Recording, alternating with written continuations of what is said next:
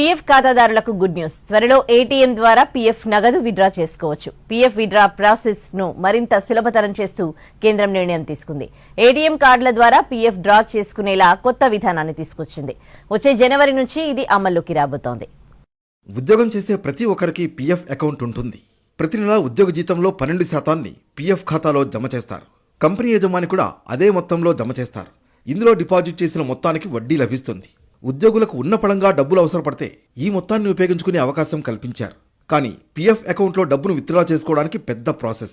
ఆన్లైన్లో దరఖాస్తు చేసుకుంటే వారం రోజుల తర్వాత అకౌంట్లోకి డబ్బు జమ అవుతుంది. ఇకపై ఈ కష్టాలు ఉండవంటోంది కేంద్రం. ఈ ప్రక్రియను మరింత సులభతరం చేసేందుకు కీలక నిర్ణయం తీసుకుంది. ఏటీఎం కార్డుల ద్వారా పీఎఫ్ డ్రా చేసుకునేలా కొత్త విధానాన్ని తీసుకొచ్చింది. దీంతో పీఎఫ్ డ్రా చేసుకునేందుకు రోజుల తరబడి వేచి చూడాల్సిన పని లేదు. 2025 నుంచి ఈపీఎఫ్ఓ చందాదారులు తమ ప్రావిడెంట్ ఫండ్లను నేరుగా ఏటీఎంల నుంచి విత్డ్రా చేసుకోవచ్చు. చందాదారులకు మెరుగైన సేవలను అందించేందుకు సాంకేతిక వ్యవస్థలను అభివృద్ధి చేస్తున్నామని, ప్రతి 2-3 నెలలకు ఇందులో పురోగతి కనిపిస్తుందని కార్మిక శాఖ కార్యదర్శి సుమిత్ర దావ్రా తెలిపారు. వచ్చే జనవరి నాటికి మరిన్ని మార్పులు వస్తాయని ఆశిస్తున్నామన్నారు.